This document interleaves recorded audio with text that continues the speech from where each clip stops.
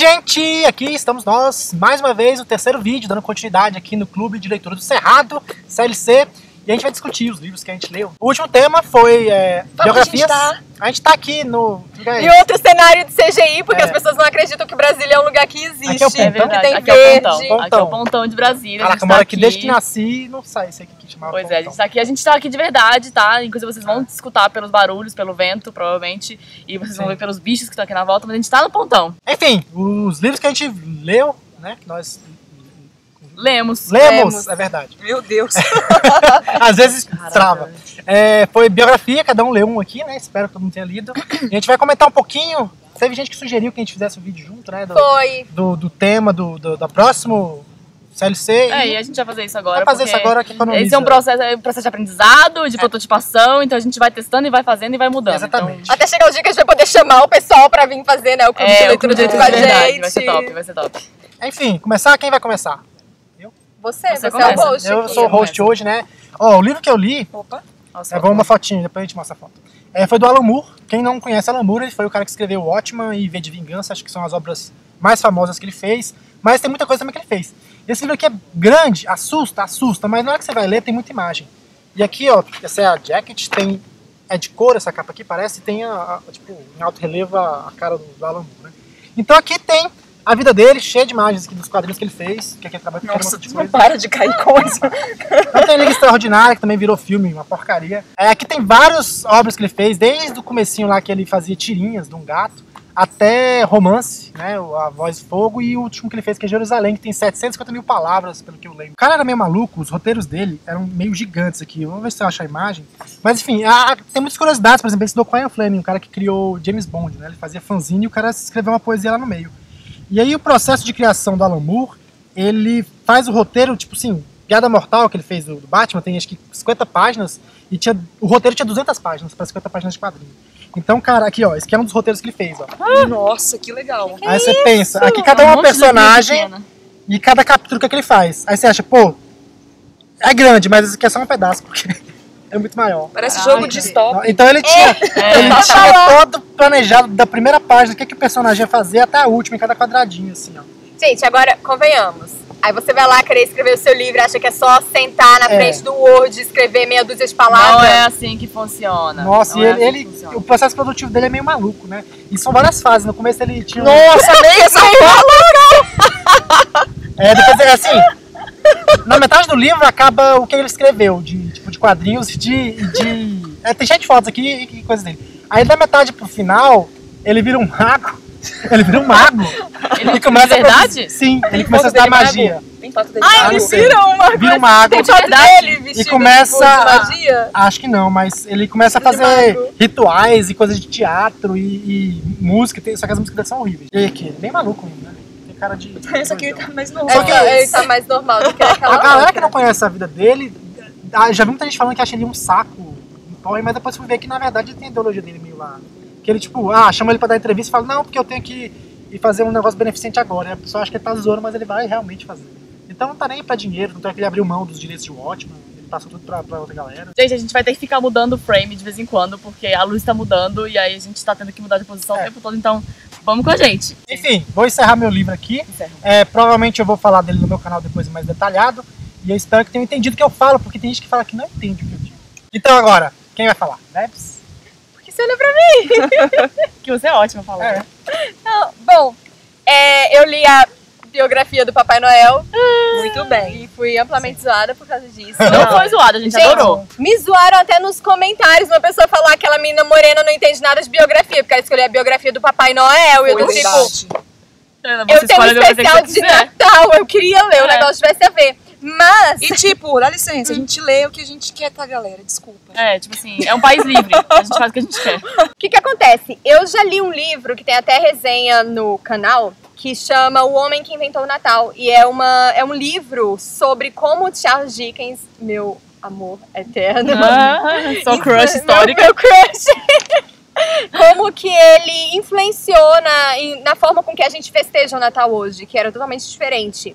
E lá é um livro assim, muito bem explicado, que fala sobre desde o surgimento do Natal, como que saiu daquelas raízes pagãs e foi enfim, imbuído do aspecto cristão. Incluído no cristianismo. Exatamente. E é um livro muito bacana. E esse livro, ele repete algumas daquelas coisas, porém sem tanto aprofundamento. E aí eu fiquei um tanto decepcionada. Claro que assim, o foco aqui era no Papai Noel, mas eu não sei se eu tô ficando chata com esse negócio de pós-graduação. Pode ser também. Será? Será? Mas eu senti falta de uma coisa assim mais teórica. Gente, as notas de rodapé me irritaram profundamente, porque a pessoa, ela escrevia e aí você lia, tipo, isso precisava de uma nota. Porque a nota de rodapé é aquele negócio que você não vai explicar, porque ele não é exatamente importante pro texto, Sim. mas que é bacana pra você ter um aprofundamento se você quiser. Ele é um plus, né? E o cara não fazia isso. Ué. Ele simplesmente jogava o assunto e eu ia lá, tipo, tem uma nota, tem alguma coisa explicativa? Não. Mas a nota embaixo ou na final? Não tinha nota, então? Não tinha nota, tem algumas no meio, assim, a bibliografia mesmo, ele não dá muitas explicações, né, só coloca lá os livros de onde a gente tirou. Aí nesse ponto eu achei bem fraco, pra falar a verdade. Mas tem umas coisas bacanas, assim, claro, tem todo esse panorama do Papai Noel, que é uma figura importantíssima em termos culturais aqui pro Ocidente. E tem um negócio que eu achei muito interessante pra gente ver como realmente tudo é uma questão do copo meio cheio ou copo meio vazio. Porque hoje, quando a gente fala em Natal, uma das maiores críticas é de que virou uma data muito comercial. Sim, que você compra presentes para pessoas que você odeia, mas não que tem você mais compra. Exatamente. Você vai comprar um presente porque a sociedade te mandou comprar um presente. Sim. E isso de dar presentes no Natal é algo que vem, ó, desde a época da Saturnália, lá no Império Romano. E já tinha essa coisa de você dar presentes para as outras pessoas, de presentear outras pessoas. Tinha até essa relação entre patrões e criados, eles distribuíam presentes.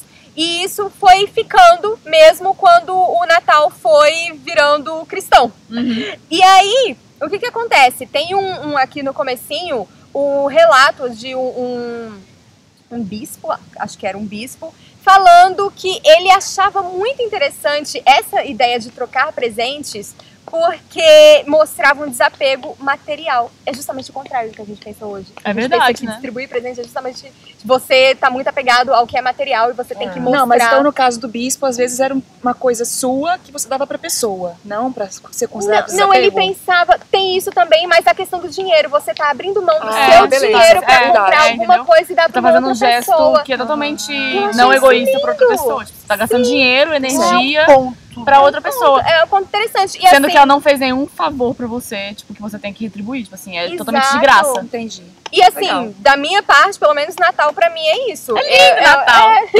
A Maria das minhas. E assim, é uma época que eu aproveito que tem essa, vamos dar presentes e eu gosto de comprar coisas para as pessoas que eu gosto e que eu entendo o que a pessoa gosta. Poxa, eu vi isso daqui, quero te presentear com isso. E eu, bacana mesmo, eu realmente... Fala dele aí no livro, tipo, Nicolau, Santo... A primeira parte, inclusive, gente, tá. São Nicolau era muito malandro. Muito, você só vive uma vez, YOLO. Amei, São Nicolau. Sério, porque a gente tem aquela ideia, né, do santo, mas na verdade, ele ia pra cima da galera, tipo... tanto que ele é o padroeiro de tudo que vocês pensaram. É padroeiro de adolescente, padroeiro de estudante, padroeiro de mulher grávida, padroeiro dos revolucionários. Porque ele ia pra cima mesmo, de tipo, tem órfãos que estavam passando por problemas. Ele ia lá e, sabe, batia nas pessoas, tem toda uma história. Ele batia nas pessoas. Você é órfão? Tem uma... Não, ele batia Se o órfão tá sendo maltratado, ele ia lá e batia. Eles faziam tipo o serviço social, Tipo só que é tipo Chiquititas. Tipo a máfia, assim, do serviço social, sei lá. Ótimo. Bom saber. Eu achei bem bacana. E aí tem a BBC, depois eu acho que fez uma espécie de reconstrução de como seria o rosto dele. E aí falaram que ele teria o nariz quebrado, o que faz total sentido para uma pessoa que vivia em brigas. É a cara dos rebeldes. Ó, barraqueiro, então, São Ele é Nicolau, né? muito barraqueiro, eu adorei. Então, peraí, deixa eu te fazer uma pergunta. Se você lê esse livro sozinho, você falou que leu o livro do Dickens, que é bem mais completo. Sobre o Dickens. Sobre não o é Dickens, isso. que é bem mais completo. Uhum. Um complementa o outro, você acha que ler só esse aí é o suficiente? É suficiente se você quiser saber só sobre o Papai Noel, como que ele saiu dessa figura... que primeiro era uma figura pagã, depois virou uma figura cristã e depois virou uma figura comercial. Se você quiser saber isso daqui, o livro ele vai te ajudar, mas seria bacana se você tivesse algum conhecimento complementar também. Tipo, vai lá na Wikipédia, pelo menos pesquisa, Google. Mas se você quiser ter uma ideia do Natal, de como foi a festividade do Natal, eu acho que O Homem que Inventou o Natal, que é o livro sobre o Dickens, é bacana. Nossa, tá muito bom. E também. Agora vamos lá, Mari, fale sobre o livro das irmãs. Ai, gente, que tragédia. Ai, gente, sério, que emoção. Que emoção, que tragédia. É o seguinte, li um livro, a biografia das irmãs Romanov, que é da Ellen Rapaport. E, cara, que livro emocional, que jornadinha pesada para as minhas emoções que foi isso aqui. Porque é o seguinte, essa história é linda, na real, que eles são a última família imperial da Rússia. E em seguida, na época da Primeira Guerra Mundial, eles foram depostos. Na verdade, o Nicolau, que era o imperador, foi deposto. Foi forçado a abdicar pela Revolução Bolchevique para que eles, na verdade, virassem uma república. A Rússia virasse uma república. E foi muito bizarro isso, porque, tipo, ele teve a chance nos anos anteriores de ele mesmo fazer esse movimento e aí virar que nem a Inglaterra, que é uma monarquia, mas com parlamentarista, etc. Então, a galera pressionava muito ele para criar um parlamento para que ele pudesse, na verdade, ir entrando no novo mundo e entrando nessa vibe. Só que ele se recusava, ele não achava que era isso. E a Alexandra, que era a imperatriz, era muito resistente a isso também. Ela tinha ideias muito retrógradas em relação ao imperial e a toda a questão da monarquia. E a Rússia sempre foi muito rural, né? Exatamente. Então, o casal específico bloqueava muito isso, mas toda a corte pressionava muito Nicolau para que ele admitisse o parlamento antes que, na verdade, ele fosse deposto. Acabou que ele não fez isso e foi a ruína dele, da família dele. E fala isso muito no livro. E, cara, é muito trágico, porque nesse livro todo eles contam muito que a família Romanov era muito simples, eles eram muito... Os Romanov, na verdade, o Nicolau e a Alexandra, tudo que eles queriam, na verdade, era viver no campo e criar as filhas. Tipo, eles adoravam a vida em família, eles amavam muito um ao outro, eles tinham um casamento muito bom nesse ponto. E eles não eram tão acostumados, não gostavam tanto da dinâmica da corte, da política, etc. Então eles viveram a maior parte da vida na casa de campo, na casa de verão, fora de São Petersburgo, e eles eram muito mal vistos por causa disso. E aí, as filhas, então, eram muito simples, não eram mimadas, elas eram inclusive meio escondidas do mundo, elas não tinham contato com o mundo exterior. Então elas eram, cara, elas arrumavam a própria cama, elas brincavam com brinquedos super simples, elas não eram, tipo, meu Deus, as herdeiras do Império Russo, tipo, elas não eram assim, elas não eram as Kardashians, tipo, de maneira alguma.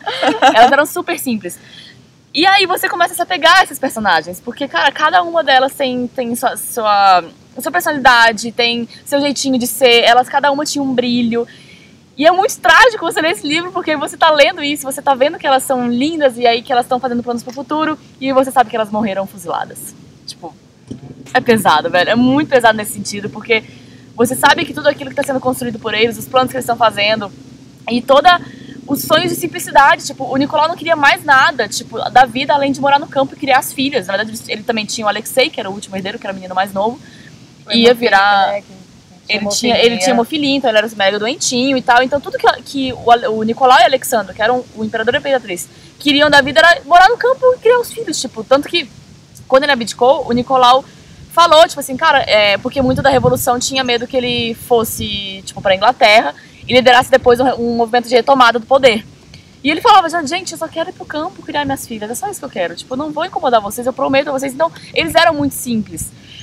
E mesmo assim eles foram fuzilados. Tipo, eu tô muito bolada com a revolução nesse momento. Muito bolada. Não tinha necessidade nenhuma de matarem eles. Vamos combinar de como é que foi que eles fuzilaram. Não foi nem, olha, vocês estão indo morrer. Foi, vocês estão indo tirar uma foto. Eu tenho certeza que quando os gatos chamaram, tipo assim, vem cá tirar uma foto ou ser fuzilado, eles foram, tipo, felizinhos, em filinha, tipo, e ficaram lá, sabe? Então, cara, tipo... Tô bolada com a revolução. Tô muito bolada com a revolução. Aí tira de novo que eu pisquei. Sério, tô muito chateada porque eles trataram a família imperial de maneira que não precisava, tanto que o primeiro-ministro, que meio que assumiu depois que Nicolau abdicou do poder, ele tava fazendo esse movimento pra tentar mandar a família imperial pra Inglaterra ou pra Dinamarca ou pra algum país inteiro que ficassem, tipo, longe da revolução e que eles ficassem protegidos. Mas aí, a galera que foi tipo, assumindo depois, inclusive acho que Trotsky e Lenin estavam envolvidos nisso também, estavam preocupados que Nicolau fosse liderar um movimento de retomada. Tipo assim, não, ele vai querer retomar o poder e a gente vai ter que lutar com ele, então é melhor matar todo mundo. Tipo, cara, eles eram inofensivos, eles eram, tipo, camponesezinhos, tipo... Essa é exatamente a crítica, assim, um dos pontos que o pessoal comenta, que é que se era pra matar, nossa, coisa horrível isso que eu vou falar, mas assim, se era pra matar, que matasse o imperador e o herdeiro, né? Porque elas não iam ter muito o que fazer. Elas não iam fazer nada, tipo, a Alexandra já tava doente, já tava mais velha, tava muito, como é que eu vou dizer? Não vou falar acabada, mas ela tava acabada. Debilitada. Ela tava debilitada, exatamente. Por tudo que ela já tinha passado. As meninas também tinham saúde um pouco fraca, eram muito... Elas tiveram sarampo, né, lá na Sibéria. Elas tiveram tudo, elas tiveram tifo, elas tiveram sarampo, elas tiveram febre tifoide, elas tiveram tudo. Né? Sibéria, o que você não pega na Sibéria. Elas tiveram tudo no meio da vida. E assim, eles tinham muito essa coisa da doença psicossomática. Você vê direitinho que, tipo, eles eram depressivos, eles eram ansiosos, eles eram paranoicos e eles tinham doenças por causa disso. Tipo, a Alexandra era a rainha dessa coisa. Tipo assim, além de ser imperatriz da Rússia, ela era imperatriz das doenças psicossomáticas também. Então, cara, não precisava ter matado a família toda. Foi sacanagem. E até porque eles não mataram também toda a corte. Eles não mataram muita gente que às vezes era também herdeiro. Mais estratégico até do que o resto da família, né? E no fim das contas, tipo... fuzilaram eles como se eles não fossem nada. Ela fala isso no início do livro, tipo assim, eu não vou entrar em detalhes da morte deles, porque isso já foi explorado em muitos outros livros. Verdade. E ela também não toca na questão dos boatos de que uma das filhas, tipo a Anastácia, na verdade, que todo mundo fala, a Anastácia sobreviveu e tal, porque ela fala que esses boatos são infundados e que isso já foi provado que não aconteceu. Nenhum dos filhos escapou. Mesmo depois que eles morreram, eles ainda falavam, não, eles estão vivos.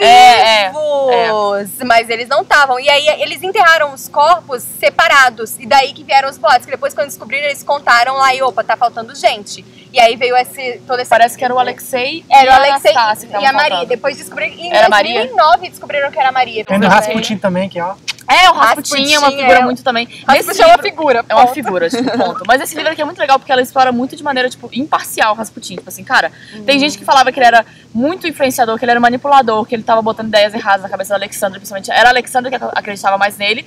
E tinha gente que falava, tipo, cara, ele era só um cara que tinha... uma vibe, porque dizem que ele conseguia curar muito tanto as crises do Alexei, que era o mais novo, quanto as doenças de toda a família, porque ele acalmava as pessoas, e como era muito psicossomático, só do fato de ele chegar lá e acalmar eles, ele já melhorava das doenças, porque tipo, era completamente psicológico.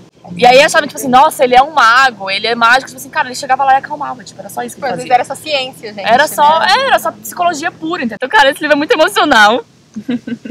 Foi lindo, eu agora sou uma pessoa muito mais próxima da família Romanov do que da Revolução Russa, diga-se de passagem. Não, eu quero ler alguma coisa talvez do outro lado, pra ver, tipo assim, por que Biografia do Lenin? Eu tenho uma do Trotsky. Eu tenho uma do Trotsky. Pra ver, tipo assim, por que afinal, da onde saiu essa decisão de matar a família imperial? Por que eles acharam que isso era necessário? Porque não é possível, tipo, que foi só, tipo assim, mata eles ali porque ninguém vai sentir falta, tipo... Né? E esse ano é o centenário da Revolução Russa, então vai ser lançado bastante coisa. Vai ter muita coisa. Vai ter bastante coisa. E os dois lados, né, da história eu acho que são muito interessantes. E aí, assim, muito legal esse livro. Eu acho que eu vou fazer resenha no canal pra contar com mais detalhes e falar mais sobre cada uma das irmãs. Continuando na Rússia ainda, né? Terra de desastre.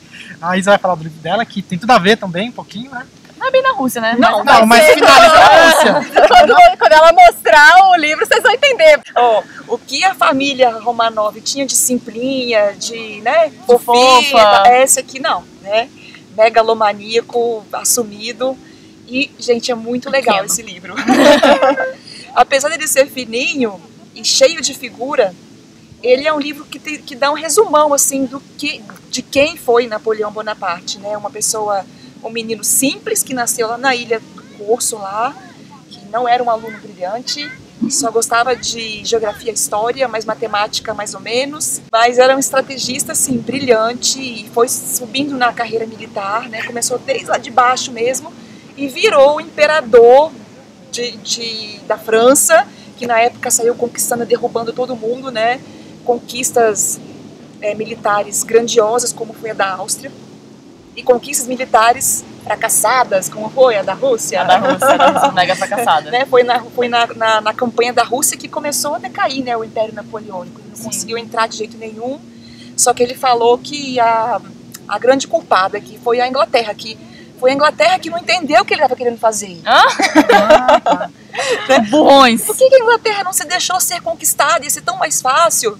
Não, né, gente? Cara, Napoleão é muito engraçado, Ele é muito engraçado. E a gente já sabe o final, né, tadinho? Morreu também, abandonado, o foda de biografia é isso, né? Você sempre sabe que a pessoa vai morrer em algum ponto. Tipo, muito difícil você pegar... O Alan Moore, ele tá vivo ainda. Alan Moore tá Não, vivo. ótimo. Se você pega, sei lá, do Mick Jagger, por exemplo, tá vivo também. Tipo assim, agora você pega essa galera muito histórica, tipo, eles vão morrer de um jeito trágico. Certeza que vai ser de um jeito trágico. Então, você vai ler, você vai se apegar a eles e eles vão morrer no final. Então, assim, com Napoleão não foi bem um apego que eu tive, mas uma grande admiração, né? Porque ele, cara, inteligentíssimo, estrategista, o que ele conquistou sozinho, saindo lá. Ele sofreu bullying no colégio. Até que é baixinho. Não, porque ele falava com a língua presa, tinha uns cacoetes, né? Na cara. Então, assim, foi muito legal conhecer um pouquinho mais de Napoleão. Inclusive, quando eu mostrei esse livro, o Vidal até chamou a atenção que o livro era muito curtinho. Né? E eu achei realmente uma biografia bem direta, bem parecida, inclusive, com a biografia que a Veves leu, que ela reclamou que não tem muita nota de rodapé, que não tem muita explicação. Esse aqui também, tá? Ele simplesmente cita as pessoas e, se você quiser, que vá ao Google procurar. Eu até senti falta de aprofundamento em algumas pessoas, em temas como Revolução Francesa e até mesmo nas guerras, né, de conquista, nas batalhas de conquista aí pro território.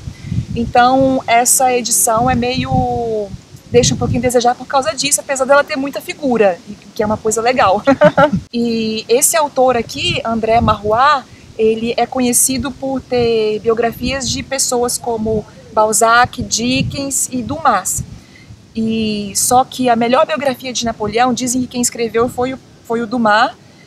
Dumas, né? Dumas, eu acho. Ninguém nunca sabe. Né? Falando português, pode falar. Pronto, então pronto. Dizem que a melhor biografia do Napoleão foi o Dumas que escreveu, e eu fiquei com vontade de ler, porque a gente fica com vontade de conhecer um pouquinho mais as personalidades e o país, inclusive, de onde passam essas histórias aqui. Então, tem uma coisa que eu tenho que falar. A tradução tá bem interessante. Interessante pra dizer o quê, mais ou menos? Gente, tem várias expressões assim do nosso dia a dia. Sabe? Tá. Então tipo, eles adaptaram. Ficou meio estranho, assim. Eu separei algumas aqui, mas eu perdi, eu não sei onde eu escrevi. É uma tradução questionável. Eu que não entendo nada de tradução, né? Sim, você nota, tipo, quando você nota, quando você não combina. Tipo, teve uma hora que ele parafraseou que o Napoleão estivesse falando. E ele falou o seguinte: eu não pertenço a nenhuma panelinha. Não. Fica feio.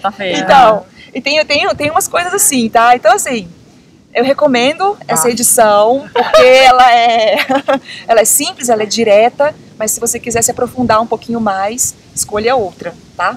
É uma boa introdução a biografias, então. Sim, mas como introdução é ótima. Apesar de que, se a pessoa não conhece muito da Revolução Francesa, ela vai dar uma boiadinha básica. Rola isso também. Então, não sei se eu recomendo esse livro aqui, mas a biografia de Napoleão é ótima, é muito boa. A história dele, né? É ótima. É legal, né? Curti o tema. Eu também. E vocês, o que vocês andaram lendo? De biografia. E a gente já vai puxar o próximo assunto daqui a pouco. Então, o próximo tema que a gente já separou, as pessoas não sabem, mas a gente tem tema para até 2025. Tem mesmo. É verdade. A gente tem uma lista gigante de temas. O que acontece? O tema dessa vez é um tema relacionado a filmes, né? Basicamente ao Oscar. Então a gente pegou essa ideia de livros que inspiraram filmes que ganharam o Oscar. Ou foi indicado ao Oscar? Ganharam. Tem ganhado o Oscar. Qualquer um. Se tiver ganhado um Oscar, tá valendo. Tá valendo. O livro que eu peguei, pra mim, na verdade tá com uma dificuldade, porque o livro que eu queria não tinha sido publicado no Brasil ainda, que era Forrest Gump. Aí, já tem. Quando eu separei o livro, que a gente tinha separado já antes, aí lançaram pra alguma editora aí, não lembro qual foi a editora que lançou. Aleph. Foi Aleph. Maravilhosa. Uma capa lá legal pra caramba, e eu pensei, agora eu já escolhi meu livro, que é este aqui, que é o Estranho no Ninho. Pra quem não sabe, foi um filme que o Jack Nicholson ganhou o Oscar de melhor ator. E eu não vi o filme até hoje, eu sei a história mais ou menos, que é um cara que vai... Tem Netflix. Mas eu quero ler primeiro o livro, pra depois eu acho melhor, porque se eu ver o filme e ler o livro, eu vou ficar com imagens do filme. Você vai ficar imaginando o Jack Nicholson. Lê primeiro o livro e depois então, a história basicamente é de um cara que finge que é maluco pra fugir da prisão. Então, basicamente, vai ser a minha leitura. O livro é pequeno, né? Acho que dá pra ler em 2 meses, não é possível. Assim, explicando, né, que os nossos vídeos são bimestrais. Porque a gente falou, ainda bem que vocês lançaram vídeo. Não, mas é porque é de 2 em 2 meses. É de 2 em 2 meses, porque a gente não tem tempo de ler os livros. Então, a gente acha que, tipo, como a gente ainda lê muita coisa, a gente quer mesclar isso entre o que a gente tá lendo. Então, senão eu ia viver só por causa do porque é difícil também a gente conseguir se encontrar sempre, tem que ter uma planilha. Tem que ter uma planilha, mesmo. Então a próxima pessoa que eu vou pedir para falar do livro vai ser a Mari, a segunda loira aqui. A segunda loira. As louras de Brasília. As louras de Brasília estão aqui. Fale do livro, e por que você escolheu? O meu livro, eu tive uma dificuldade muito grande de achar algum livro que me interessasse ler, porque não eram bem clássicos que ganharam os Oscars. Na verdade, teve vários livros, assim, que na verdade os filmes são conhecidos por serem melhores do que os livros. E eu não queria achar... Eu queria que o livro já fosse famoso, já fosse um clássico, e que o filme tivesse sido bem sucedido. A gente tinha, por exemplo, 2 Anos de Escravidão, que ganhou o Oscar de melhor filme, só que aí a grande parte das pessoas só conhece o filme e não conhece o livro. E eu não queria uma coisa dessa. Eu não sabia que o livro fosse mais famoso. Se o livro fosse mais famoso que o filme. Tá. Tipo Forrest Gump, que ninguém sabia que era um livro. Até Exatamente. Forrest Gump é muito consagrado pelo filme, não pelo livro. E eu queria, na verdade, que fosse o livro, que fosse, tipo, realmente o famoso, o consagrado. Aí, pois é, só que eu já li Senhor dos Anéis, então não vale. Aí, mas era uma ótima opção pra mim. Aí eu achei Razão e Sensibilidade, da Jane Austen, que na verdade é um clássicozinho, né? Pois é, deve ser problema com Jane Austen. Mas é um clássico. E aí eu descobri que Razão e Sensibilidade ganhou Oscar de melhor roteiro adaptado. Então tá valendo. Ganhou mesmo? Ganhou mesmo. Ganhou. Que é da Emma Thompson, Que é da Emma Thompson, exatamente. Então tá valendo. E aí eu sempre quis ler mais alguma coisa da Jane Austen, porque...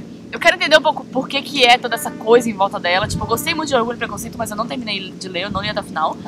E aí, eu quero ler agora Razão e Sensibilidade pra ver, tipo assim, se vale a hype da Jane Austen. Já tipo, digo né? Na sua opinião, né? Na sua opinião, não vale. Descobriremos daqui a 2 meses o que eu vou achar desse livro. Mas então, esse é o meu livro, estou com boas expectativas em relação a ele. Bebs, qual é o seu livro? Opa, Vamos às explicações, tô doida pra ver. Ai, gente, desculpa. Você tem explicação pra dar, menininha. Está burlando novamente. O shame agora pra mim, Shame!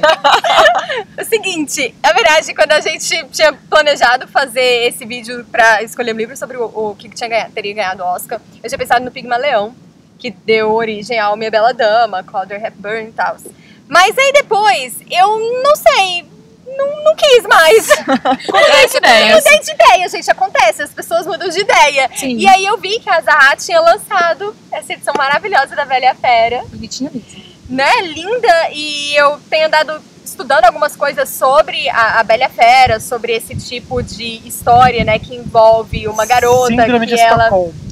Não é síndrome de Estocolmo, é outra coisa que eu ia falar. Mas que tem origem lá desde do Barba Azul, que é a história da menina, que ela fica prisioneira num castelo. Enfim, eu tô nessa vibe aí. E aí eu fiquei com vontade de ler A Bela e a Fera, né? Um conto de fadas que tem essas raízes. E o que acontece? Agora que vocês falaram que era pra ter ganhado o Oscar, eu fiquei na dúvida. Porque eu sei que ele não ganhou o Oscar. Bela e a Fera? Que filme é esse? Tô falando da animação, no caso. Eu pensei direto na animação. Porque tem um filme do Jean Já tem 2 filmes. Que não, tem um em preto e branco muito bom, inclusive. Mas eu tava pensando na animação, que tem uma coisa curiosa. Porque ela não ganhou... Eu acho que ela deve ter ganhado de melhor canção original. Eu tenho a impressão que ganhou melhor canção original, mas agora eu não me lembro, assim, de cabeça. Só que, olha o que é o detalhe interessante. A animação da Bela e a Fera concorreu a melhor filme, na época que ainda não existia o Oscar de melhor animação. Entendeu? E foi a única animação a concorrer a melhor filme. Legal. Mas, enfim, tá aí. Essa vai ser a minha leitura e eu tô bastante empolgada. Eu acho que vai ser legal. Bom, é para essa categoria de livros que ganharam o Oscar, o meu livro não tem problema nenhum. Que ele ganhou. Não tem dúvida. Tudo. Dá um pra Vebs. Tudo. Empresta um Oscar pra Vebs. Bom, eu vou ler o Lawrence da Arábia, do autor Malcolm Brown. Acho que é isso. Eu ganhei esse livro aqui da Mafê, lá em São Paulo. Valeu, Mafê, vou ler seu livro. E eu não sabia que era livro. Né, igual você falou, pois é. Não sabia que era livro, achei que fosse só o filme. E eu vi o filme quando eu era criança. Era filme que a escola indicava pra ver Lawrence da Arábia. Aí a gente juntava na casa dos amigos. Nunca vi esse filme inteiro. Não, eu juntava na casa dos amigos pra ver o filme no videocassete. E se colocar pra rebobinar. Não, pagava muito. Então, eu vou ler essa edição aqui da Nova Fronteira. Tá bem bonita, ela é toda colorida. Capa dura, né? Capa dura, cheia de foto. Tá vendo que eu adoro livro com foto. Então eu vou ler esse livro aqui pra essa categoria. E tô bem empolgada, quero muito conhecer a história. E depois ver o filme de novo. Então é isso, se você vai ler também com a gente algum livro que gerou algum filme que gerou Oscar, inclusive a Vebs estava falando isso, né, que hoje em dia o Hollywood perdeu as ideias, né? Então tá tudo pegando de livro, né? Parece que não tem mais roteirista decente pra inventar a história. Não tem mais roteiro original. É, roteiro original, exatamente. Né? Tudo é uma cópia de uma cópia. Inesquecível. Então, só você procurar, se você digitar aí numa lista aí alguma coisa sobre filmes que geraram... Não, filmes baseados em livros, vai ter coisas que você nem imaginava lá no meio. É verdade. Então é só você buscar algum que tenha ganhado o Oscar aí e acompanhar a leitura com a gente. E usando as hashtags pra gente acompanhar. Hashtag CLC. Isso. Hashtag CLC Oscar. Isso. Na verdade, é hashtag Clube de Leitura do Cerrado e hashtag CLC Oscar. E muita gente me pergunta, Isa, como é que faz para participar do clube? Galera, por enquanto é só virtual mesmo, tá? Se você quiser participar, é só você pegar um livro e ler. Um livro Basicamente isso. A gente tá pensando em meios de aumentar isso pra ter mais participação da galera. Quando a gente tem uma ideia boa, a gente fala pra vocês. Possivelmente. Se vocês tiverem uma ideia também, né? Pra ajudar Não, exatamente. Mas possivelmente a gente vai inventar algum modelinho, talvez, de encontros ou de algum tipo de discussão online, nem que seja. A gente tá vendo ainda como é que a gente vai fazer, né? Estudando. Igual teve um cara que sugeriu pra gente juntar os dois vídeos num só.